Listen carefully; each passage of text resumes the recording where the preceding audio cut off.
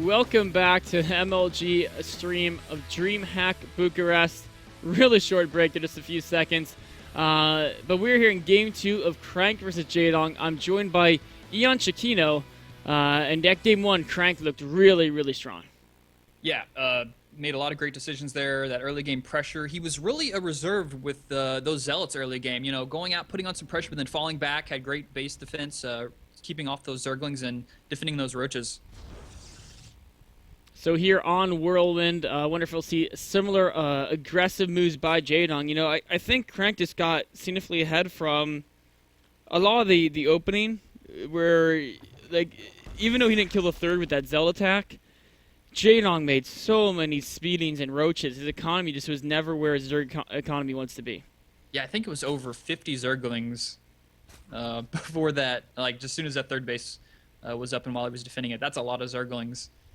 Yeah, and then he made like 8 Roaches as well. And then at that point, it's like, oh crap, I got all these units, got to try to do something with them. He tried to put on some pressure, and I mean, he did some damage, but killing a gateway here or there is nice, but it's not worth the economic hit he took from making all those units in the first place. Yeah, exactly. So we do see Jaedong again trying to go for the hatchery first. Of course, on Whirlwind, it's much less likely a probe can get there in time to block it, given that's a 4-spawn map. They would have to guess first to be at the right location at the right time. And, you know, Crank's not even going to try. He's like, we're just going to wait, delay the scout, just go Nexus first, and then we'll see if he scouts after the Nexus or if he just he plays it. I mean, some Protoss just don't scout. They're like, well, I'll just wait till I have a unit. I'd rather have every single worker mining minerals. Yeah, Crank's going to do the former and go out and scout. Unfortunately, he's going to go the wrong direction, so he's going to find out the longest time it's going to possibly take. But Jaedong is that a quick third? Jaedong going to go for a 3 hatch here. It looks yeah, like there it. We go. I like it. Why not? The macro opening from both players, and we've got a forge in base for Crank. So I guess he's a little bit worried about maybe actually, yeah, maybe. I mean, base. Yeah, I mean, he went Nexus first, so and he put his first pylon was in his main base. So unless he wanted to wait quite a while to get that forge, he kind of had to put it in the main there.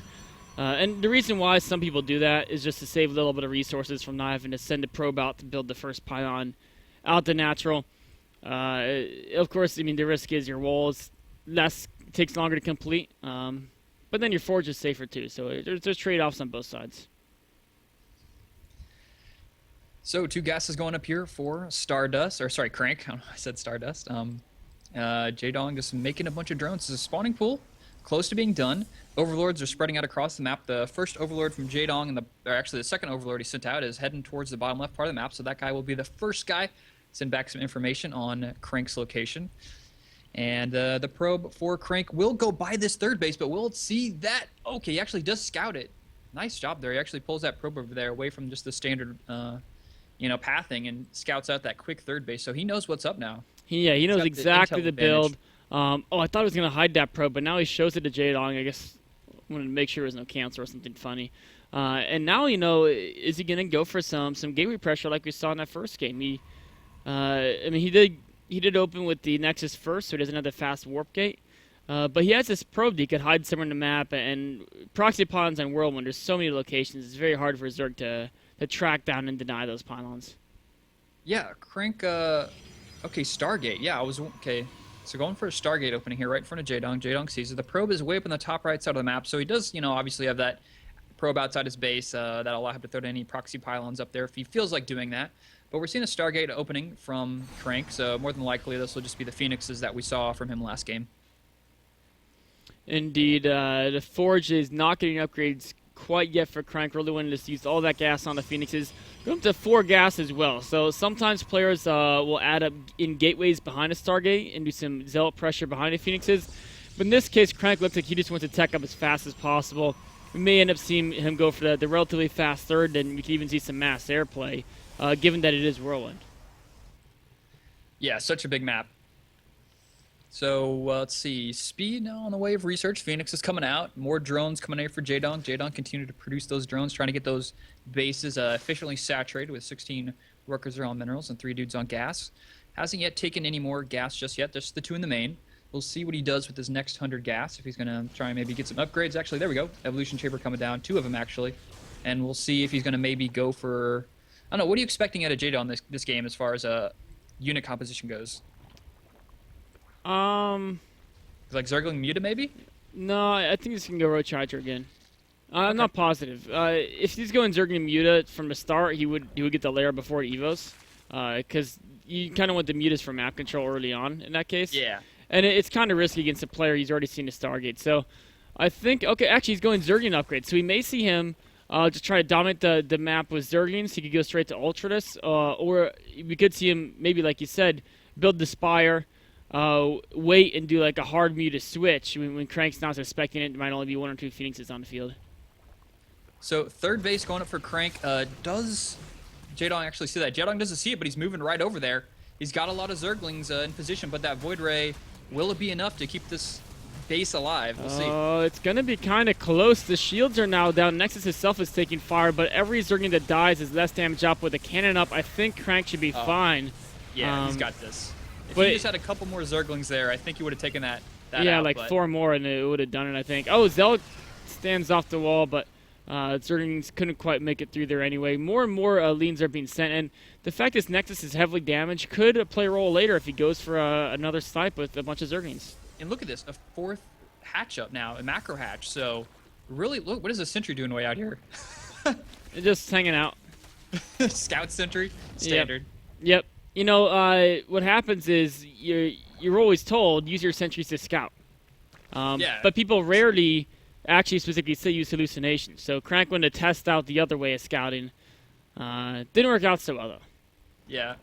Not So so. Jaedong taking a 4th base up there. Macro hatchery finishing. He's got his infestation pit up, and he's hiding a Hydralisk den kind of up there on the high ground there between the 2 bases. So he's going to have a lot of production capabilities here. We'll see if he's going to start those, if he's going to keep getting more melee upgrades or if he's going to like transition into some kind of like ranged upgrades. But, you know, with the timing of that infestation pit, like you were talking about ultras, it wouldn't surprise me if he just wants to get ultras this game. It looks like, I mean, he spotted several Void Rays, so he's probably thinking, okay, Void Rays are the threat. What can I do to get rid of Void Rays? Well, he's going Roach, Hydra, Infestor. I thought he might go straight to Hive and try to get some Vipers in play. Of course, Vipers with Hydra, this can be a very powerful force against Protoss. But instead, sticking around the lair, and he's going to be using Fungal Growths along with the Roach Hydra force. Probably looking to put an attack at the 3rd sometime before Crank can really get too many Colossi out or a whole bunch of Storm out.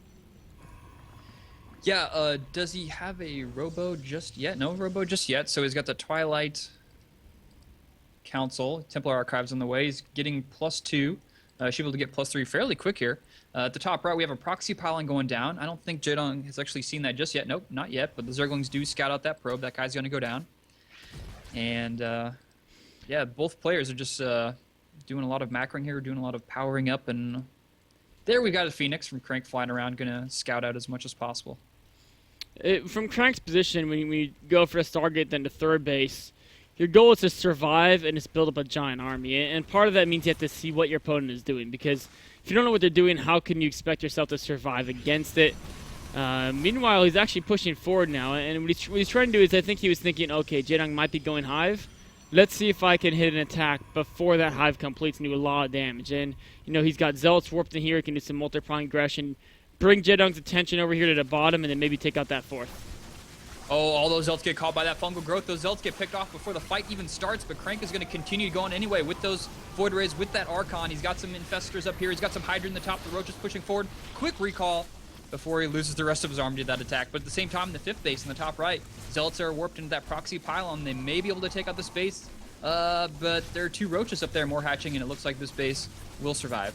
A lot of damage, though, which is going to make it much easier to take down with future Zealot Warpins. A little bit later in the game, you see Transfuse even be used, trying to make sure the hatchery stays as healthy as possible.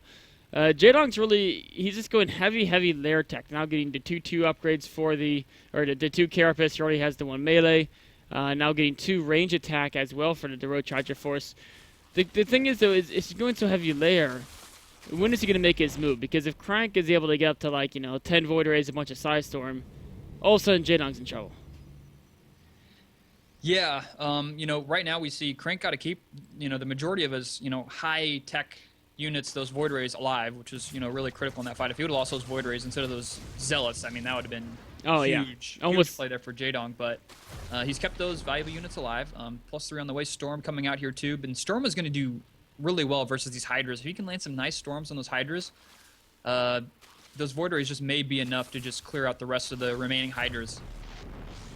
Looks like Jaedong's decided time to push us now. He's also going Hive and Spire behind us, but he wants to do some trades. Of course, he can easily replace at least a Roach portion of his army, and he's got those Infestors to help lock down Charge Thoughts, to lock down Void Rays.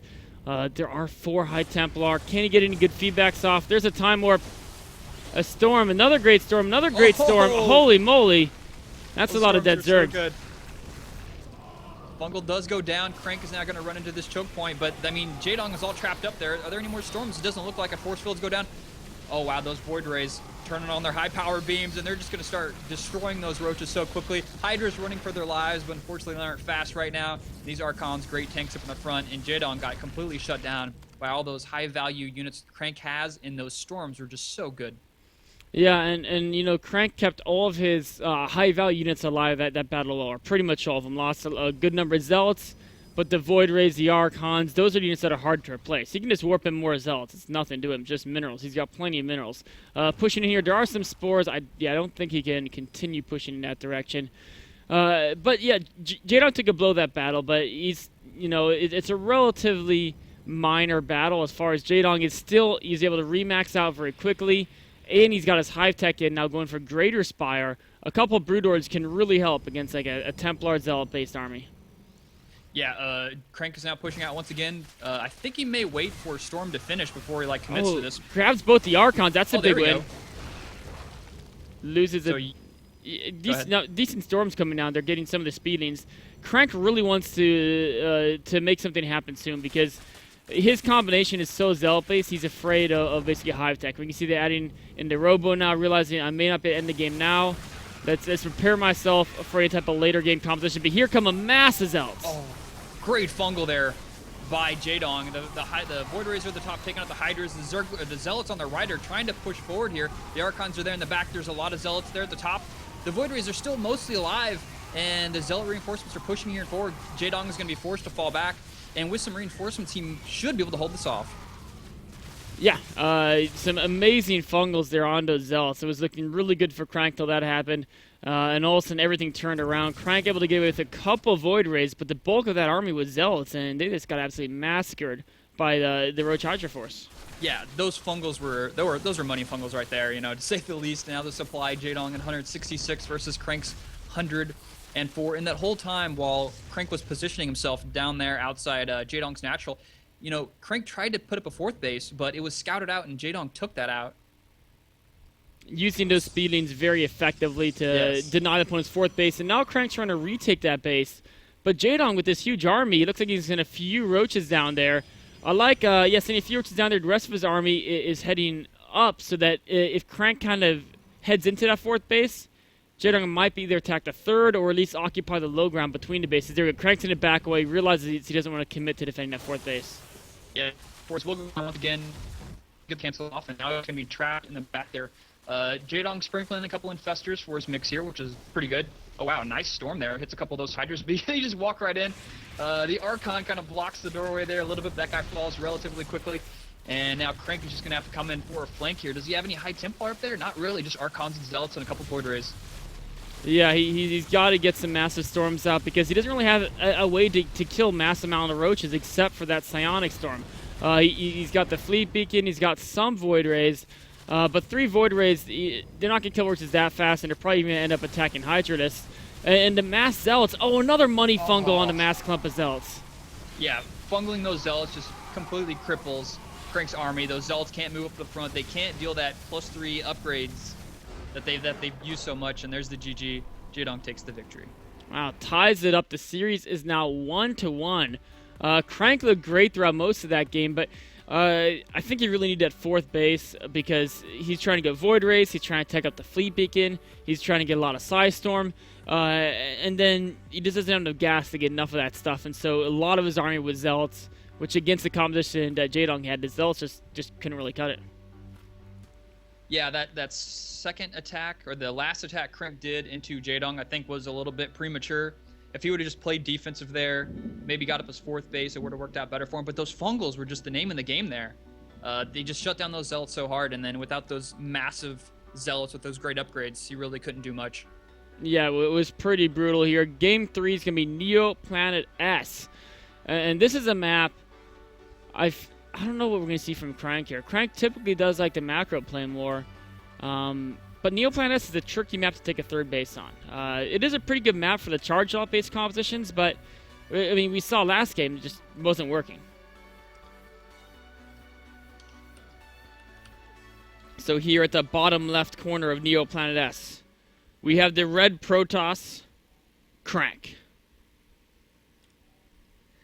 And on the top right side of the map, the man who just won last game from Evil Geniuses, the blue Zerg player, it is Jaedong.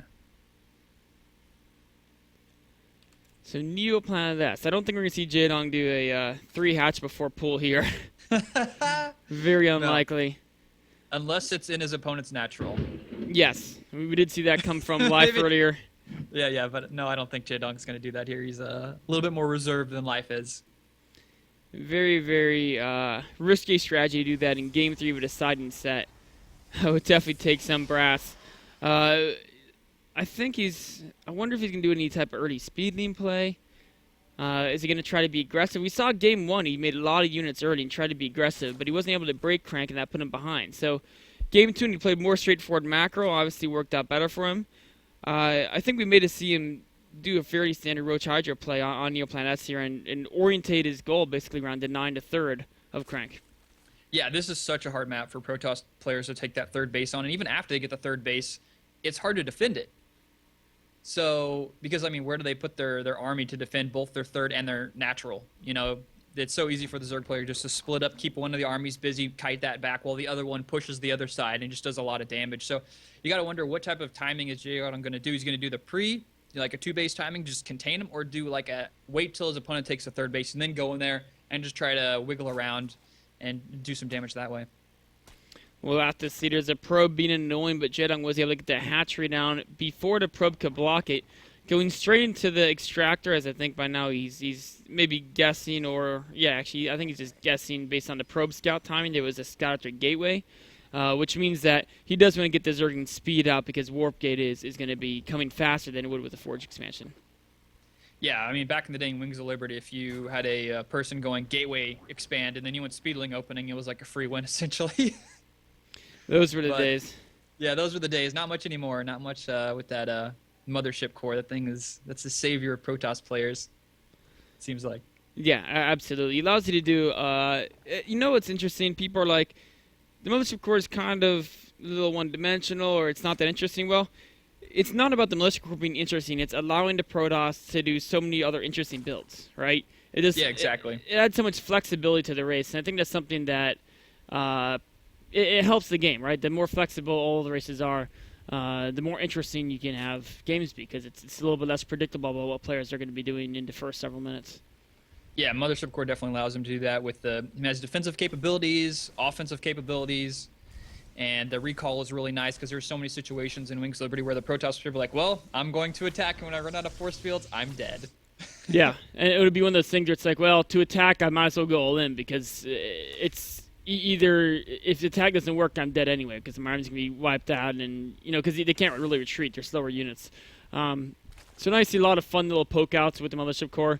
We do see the Nexus going down. Of course, there is a Mothership Core behind that to make sure he stays safe. And there's the Gateway Wallen. So we're seeing the game so far. Everything looks exactly like it did in that first game on Belshir Vestige.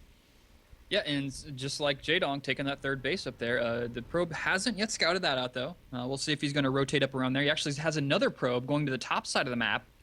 And if he can scout that out without revealing the probe there, throw up a proxy pylon, this 3-gate pressure you were talking about from Game 1, could do a lot of damage. It could be, actually, there's the proxy pylon we talked about before.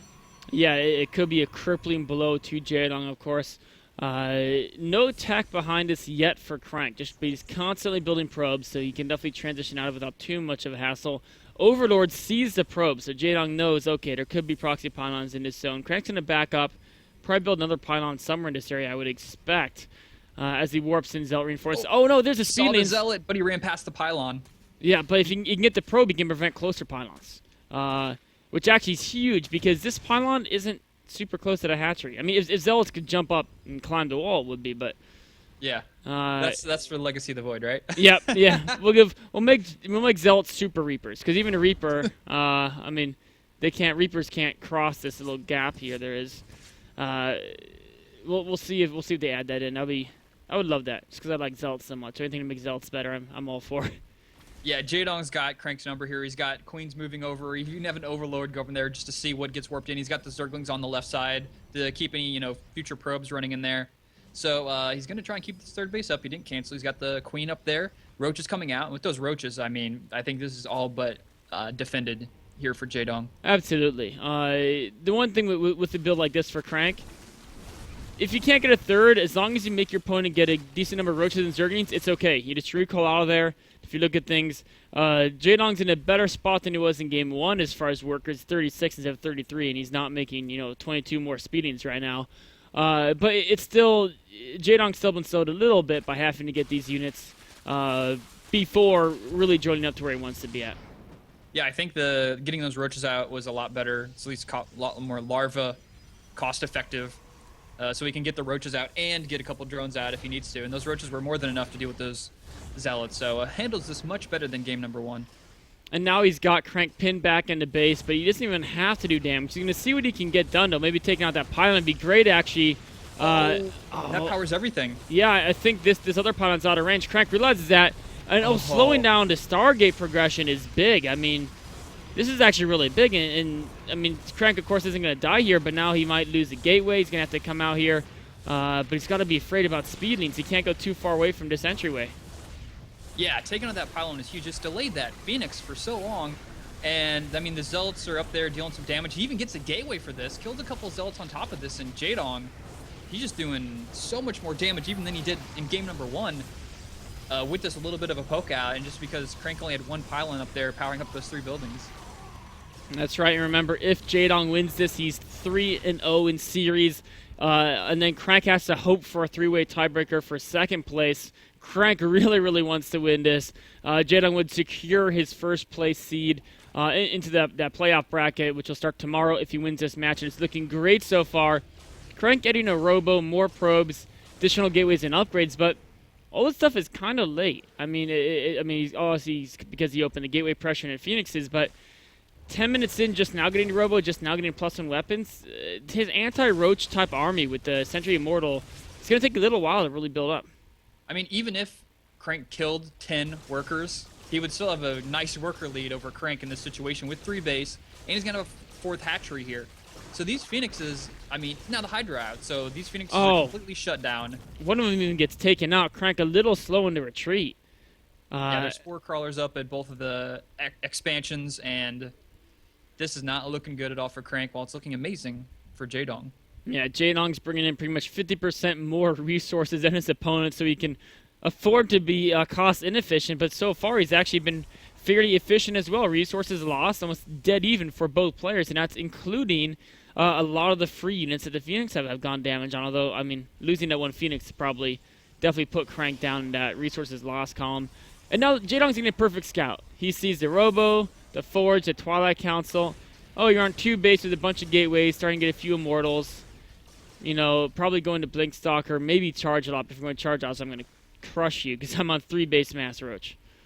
Yeah, he's got the Hydra out there. The Roaches now do show up. I was kind of worried about those Hydras if they push out too far and then Crank trying to ran out and shut those guys down. But the Roaches are here now. And now Jaedong is feeling, you know what? I got 3 bases. You only have 2, but I'm going to go ahead and attack you anyway. Pushing you with these Hydras is going to do so much damage. He's used that Mothership Core to get that Nexus Cannon there to keep those guys at bay just a little bit. And look at this Immortal out front. He's going to micro that guy, keep him back. Force fields do go down and to pick off 1 Hydra, but that really wasn't... I mean, he's got enough force fields that he can do that again, but just delaying the possible push here from Crank, just reducing the number of force fields. I mean, that is his goal. Crank's still on 2 bases. He's pretty much stuck with making this attack work for him. Jaedong's got to be careful, though, because Jaedong's supply is not that far ahead of Crank's, and army values are actually very close. In fact, they're identical in the resource costs right now, and of course, Crank's going to be more cost efficient.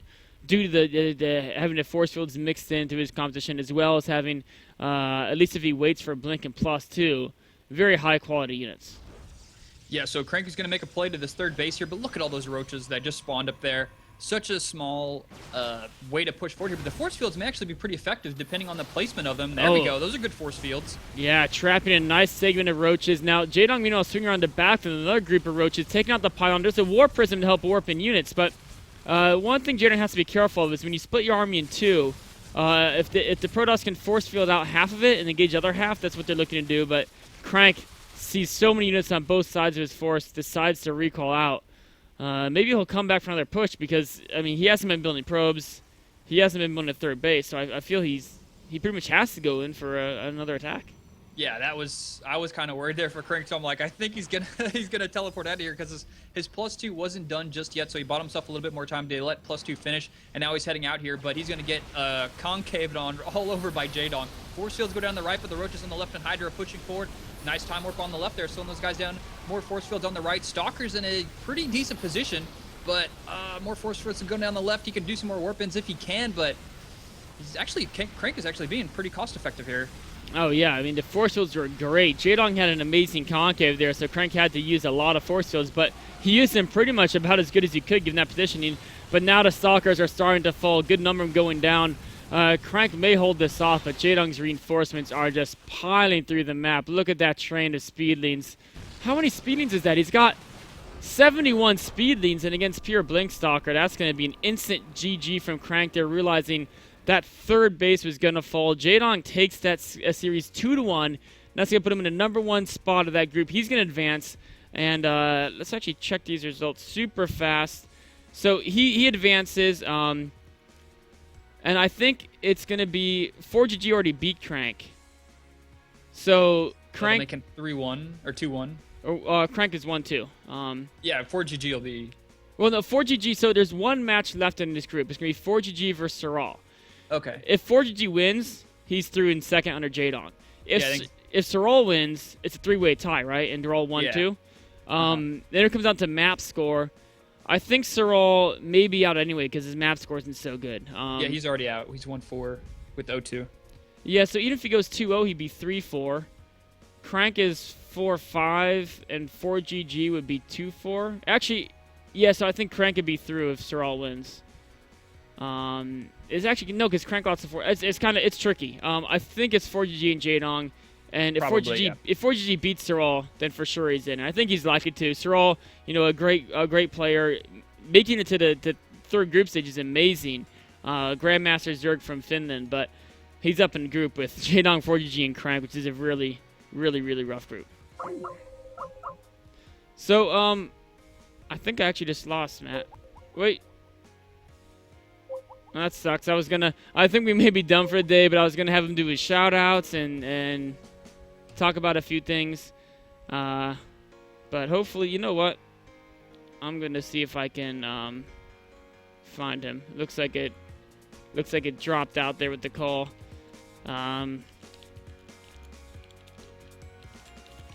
We'll see if you can get I'll get his information from him. We'll give you guys his stream on YouTube and stuff. So if you want to hear more of Matt, you can go check him out.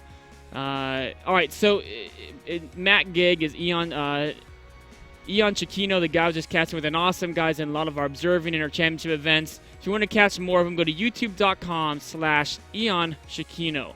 And I think maybe Will's going to throw that in Twitch chat as well. But I think this is it for tonight. Let me check a few things. Yeah, we're done for tonight. But tomorrow, we're gonna get to do the WCS matches tomorrow. So in the round of 16, it's a single elimination tournament tomorrow. 16 players.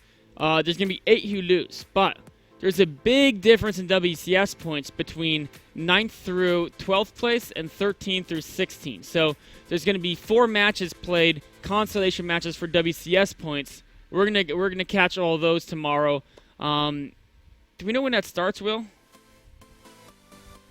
All right, Will's waving his hands. He doesn't know. Whenever it starts, that's when you're here at twitch.tv/MLGSC2 for all your StarCraft needs. And I think, are we getting the rebroadcast up right now? Like 5 minutes? 10? All right. Rebroadcast will be in 10 minutes, so for the next 10 minutes, while waiting for that to get up, it'll be rebroadcastable today's games. You know, if you missed, we got Crank Innovation, and at the opening was Alex and a Giant Smurf doing some great stuff. You catch some of their casting as well. But until then, see what you guys have from chat. Any Q&A about DreamHack? Any predictions for the round of 16? Although my predictions were terrible so far. I'm actually kind of disheartened that Flash didn't dominate everyone because it's Flash. He's supposed to dominate everyone. Oh, actually, all the results are in. The whole round. Oh, there's only one group that's not over. Every other group is pretty much over. In fact, why don't we actually just jump to my screen here? Yeah. Let's jump over to my screen. We can see unless you don't want to be spoiled. Too late. You're all spoiled. If hopefully you've been watching this stuff. So here are the results. The players with the green bars on them, those are the guys you're going to see in the round of 16. Now, Hero Alicia, we don't know who's number 1 or 2 in a group yet because they have to play each other. Winner gets ranked 1. Otherwise, it's all pretty much set, except there's going to be a last match here between Tasia's playing Symbol and Avenge is playing Grubby. And so we could actually have a 3-way tie. If Symbol beats Tasia and Avenge beats Grubby, there could be 3 people with 2-1. This is kind of a crazy group. We'll see what happens with that. Otherwise, you got MMA Yu-Gi-Oh! I'm so disheartened Flash is out. We've got Life and Stardust, and Huck in a 3-way tie gets knocked out by... Okay, so how this worked is their map score with each other... So Huck beat Stardust 2-0, Stardust beat Life 2-0, and Life beat Huck 2-0. So they're all actually have an exact even map score with each other. And then who lost maps to Heart? Huck and Stardust didn't lose a map to Heart. So Stardust is automatically through. Then between Life and Huck, Life won the heads-up match, so maybe that's why it's through. Maybe they flipped a coin. They do that sometimes. I don't know. We'll find out. A really heartbreaker for Huck, though, and in a tied-up match. Supernova, Eon Chiquino's pick to make it through. He's going through 2-1. Lost the series to Hurricane, but he beat both Innovation and SC. So Supernova's TVT is looking sick good. Wow, the racial distribution is actually great. We've got, let's say we know like 15 of the players in the top 16. We've got 1, 2, 3, 4, 5 Terrans, 1, 2, 3, 4, 5 Zerg, and 1, 2, 3, 4, 5 Protoss, and then whatever else happens in the Avenge and Simple. So this is actually looking like some great tournament. And I'm really glad there's some non-Korean team made. I'm really glad Nurchio and Alphataja made it through. So top 16 is not going to be all Koreans. It's going to be Nurchio and Alphataja joining another 14 Koreans. And you know, before this tournament, I was like, Innovation, Flash, Life are my guys to pick, but Jaedong's been looking strong. I still have to go with Innovation, though, at this point. He was my second pick earlier. I said Flash is going to win. Innovation will be number 2, but I think we have to back up to Innovation. Yes, Supernova beat him, but I think Innovation more well-rounded than Supernova at all the other matchups. We'll have to wait and see. See if you guys from chat have any questions. Tasia game... What was that, Will? Oh, I mean, well, you're already getting rebroadcast up, right? Oh, he needs to.